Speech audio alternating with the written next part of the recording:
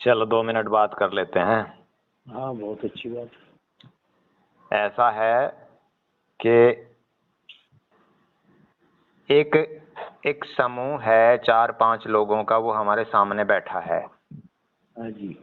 और वह वेदों को और स्वामी दयानंद के सिद्धांतों को पूरी तरह से समर्पित है। हाँ, देखना क्या कह रहा हूं मैं। ठीक है, ठीक है। वेदों को और स्वामी हाँ। दयानंद को पूरी तरह से समर्पित है। वहां पर गीता की बात रखना ऐसा ही है जैसे एक महान रेगिस्तान में बारिश करवाना। बिल्कुल सही बात। ठीक है जी। हाँ। आपके पास गीता रखी है क्या? हाँ है। हाँ, एक बार 7वां अध्याय खोलना। अच्छा। 7वां अध्याय 3रा श्लोक। तो 7वें अध्याय का 3रा श्लोक एक बार पढ़ के सुनाइए जरा। हिंदी पढ़ के सुनाइए। हिंदी। ये है जनाब 3रा श्लोक। तीसरा। हाँ हाँ, 3रा।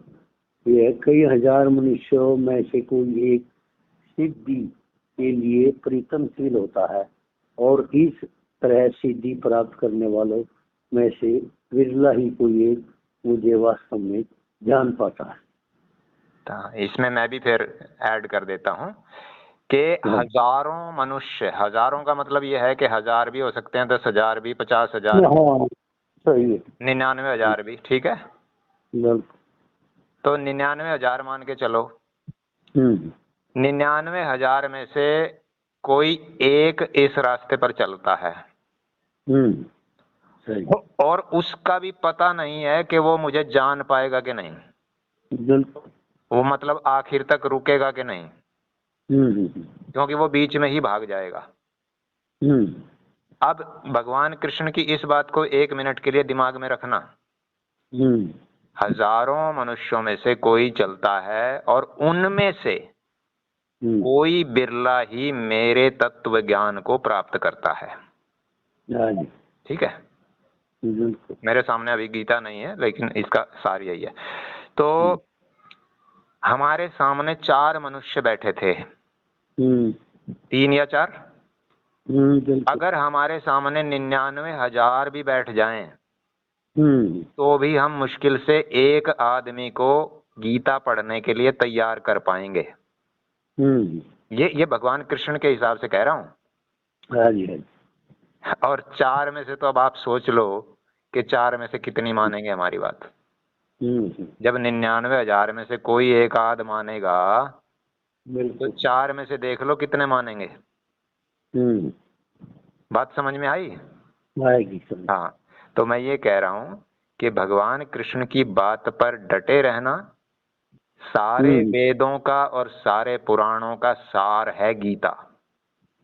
नहीं, सही है जी। हम तो देखो मान रहे इस बात को। महर्षि व्यास ने ये कहा था कि तुम मेरे लिखे हुए कोई पुराण ना पढ़ो, कोई शास्त्र ना पढ़ो, कोई वेद ना पढ़ो, केवल गीता पढ़ लो। ये सारे दूध में से जो मक्खन निकालते हैं, वो मक्खन आपको मैं दे रहा हूँ गीता के रूप में। बिल्कुल। ये महर्षि व्यास ने कहा था, ये मैं नहीं कह रहा हूँ। जैसे मक्खन होता है ना, मक्खन बिल्कुल पूरे दूध को मथ के निकाला जाता है, तो सारे वेदों को मथ के, जो भी ऋग्वेद, यजुर्वेद, सामवेद, अथर्ववेद हैं, जो चारों वेद हैं, और पुराणों को, सारे पुराणों को मथ कर यह गीता रूपी अमृत मक्खन आपको दिया जा रहा है। तो बताओ, इससे बड़ी बात और क्या हो सकती है? देखो, इनका तो मैंने एक बात देखी। एक वाक्य और है मेरा। भगवान ने गीता में स्पष्ट कहा है, ये 15वां अध्याय है। अच्छा। खोलना जरा 15वां अध्याय। लो जी, आ गया, खोल लिया। ठीक, 15वां अध्याय का 15वां श्लोक। कौन सा? 15वें का 15वां। 15वें का 15वां। बहुत ही आसान है, रखना, याद रखना। 15वें का 15वां पढ़ो, हिंदी पढ़ो। इसमें ये तीनों इकट्ठे दे रखे। हाँ, ये 4 लाइनें हैं इसकी, ये बड़ा श्लोक है। हाँ। इसमें 13वां और 14वां और 15वां। इसमें यह आसुरी व्यक्ति सोचता है। ना ना 13वां नहीं है 15वां पढ़ो, सर्वस्व से लेकर। तीनों इकट्ठे दे रखे। अच्छे दे रखे इसमें। ये कौन सी गीता है? ये वाली नहीं है, वो तो अच्छा, ये वो है जो उसने दे रखी जय किशन के लड़के ने। श्रीमद भगवत गीता यथारूप। चलो कोई बात नहीं, इसका आखिरी हिस्सा पढ़ो, आखिरी हिस्सा 15वां। चलो कोई बात नहीं, पढ़ता हूँ। इसमें मैं सारा ही पढ़ देता हूँ। पढ़ लो।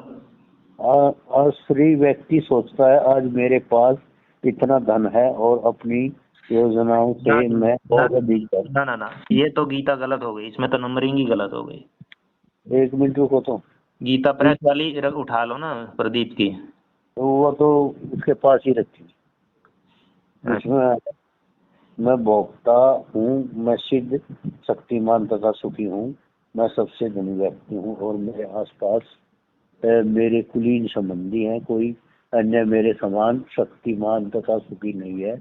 मैं यज्ञ करूंगा, दान दूंगा और इस तरह आनंद मनाऊंगा। इस प्रकार ऐसे व्यक्ति अज्ञानवश मोहग्रस्त होते रहते हैं। ना ना, ये नंबरिंग गलत हो गई ना इसमें तो। अच्छा, ये कौन सा है? ये तो कहीं और ही पढ़ रहे हो आप। क्या? सर्वस्य चाहम वाला पढ़ो, सर्वस्य चाहम हृदय सन्निविष्टो।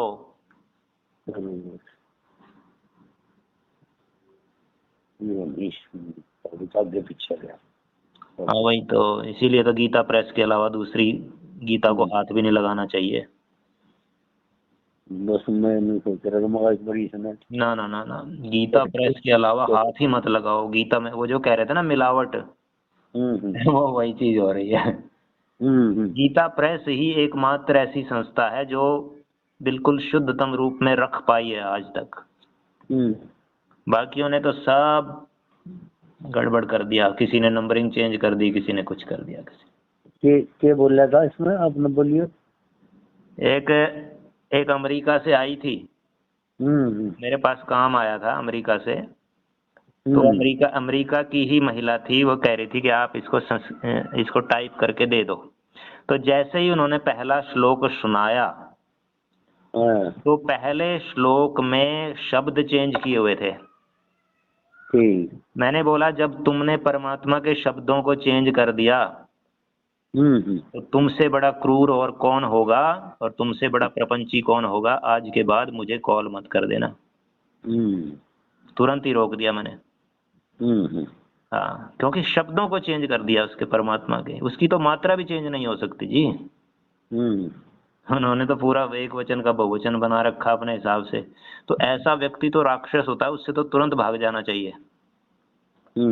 अब यहाँ नंबरिंग भी चेंज कर रखी, तो ये बाकी तो गीता मतलब सारी मैंने देख रखी है कि जैसे हनुमान चालीसा है।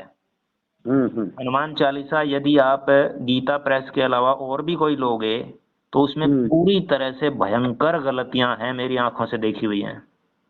भयंकर गलतियां। तो बताइए क्या सिद्धि दिलाएगा वो हनुमान चालीसा जिसमें शब्दों की गलतियां हो गई। ठीक, सही कह रहे हैं।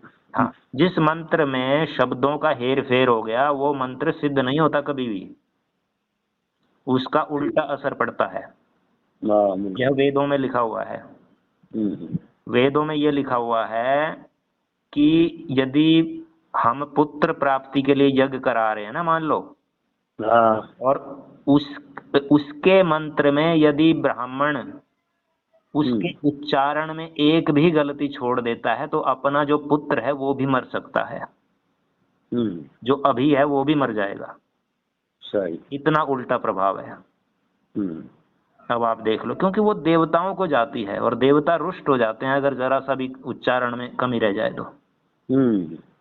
वो जो तरंगे हैं वो देवताओं के पास जाती हैं, और अगर हमने उसको जरा सा भी हेर फेर कर दिया तो गड़बड़ हो जाएगी। तो गीता में तो खैर ऐसा नहीं सुना मैंने। तो गीता ये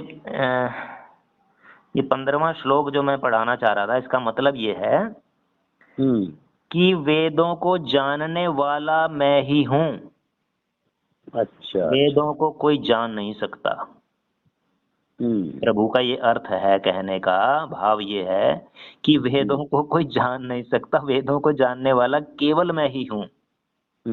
इसीलिए वेदों की भयंकर गलत व्याख्या हुई है। आपको पता है संस्कृत के जो ये मंत्र लिखे हुए हैं वेदों में, इनके लोगों ने अपने हिसाब से अर्थ किए हुए हैं, इनकी हिंदी करना असंभव है। हिंदी मुश्किल हो है नहीं, मुश्किल नहीं, असंभव। उसमें संस्कृत जो है इतनी क्लिष्ट है, इतनी मुश्किल संस्कृत है कि वो शब्द कहीं मिलते ही नहीं। वेदों के जो मंत्र हैं, ये जो गीता में आप पढ़ रहे हो, इतनी आसान नहीं है वहां पे। ना, बिल्कुल सही है। तो उनका जो अर्थ है वो लोगों ने किया है, कोशिश की है, लेकिन भगवान ने कहा है 15वें श्लोक में, 15वें अध्याय के 15वें श्लोक में कहा है कि वेदों को जानने वाला मैं ही हूं और वेद मुझे ही जानने के लिए कहते हैं। अब देखो, और जिसने मुझे जान लिया, ये जिसने मुझे जान लिया, इसमें एक बात और कहते हैं पिछले श्लोक में कि योगी जन जो होते हैं, जो कोशिश करते हैं मुझे जानने की, वे इस आत्मा को तत्व से जान जाते हैं। किंतु लगा दिया, किंतु बहुत लगे हुए हैं गीता के अंदर।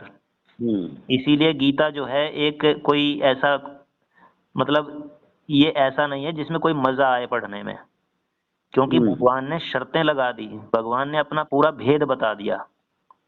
अब किंतु लगा दिया, भगवान ने बोला कि जिनका अंतःकरण शुद्ध नहीं है, जिन्होंने खान पान से, व्यवहार से अपने अंतःकरण को यानी अपनी आत्मा को, अंदर से मन को शुद्ध नहीं किया, यदि वे प्रयत्न भी करते रहेंगे मुझे जानने का, ध्यान से सुनना, यदि वे मुझे जानने का प्रयत्न भी करते रहेंगे तो भी वे मुझे नहीं जान सकते।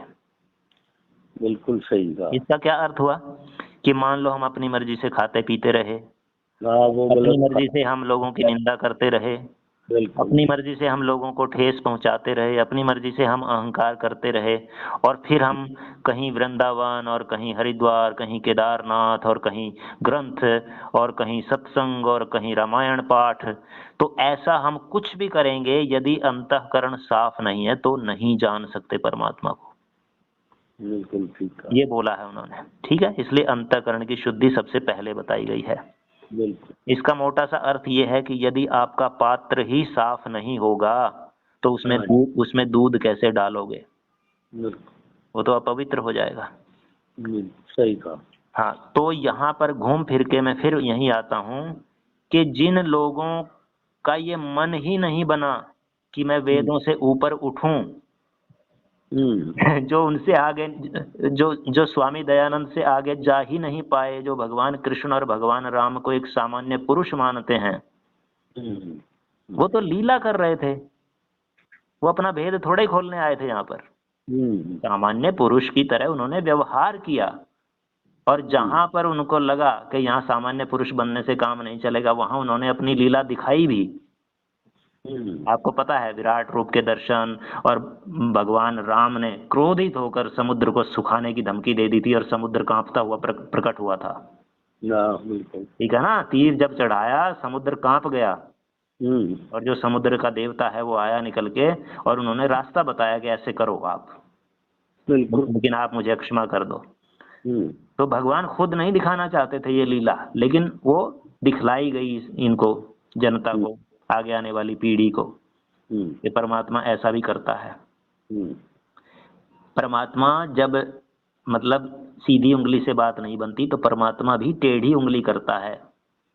गीता में साफ बोला है, गीता में साफ बोला है कि सात्विक, राजसिक और तामसिक 3 तरह के लोग हैं, और उन 3 तरह के लोगों का कैसा कैसा व्यवहार और कैसा कैसा खान पान होता है, और उनके साथ में कैसा कैसा व्यवहार करता हूँ मरने के बाद, कौन सी योनि में किसको डालता हूँ, ये पूरा गीता में स्पष्ट किया गया है।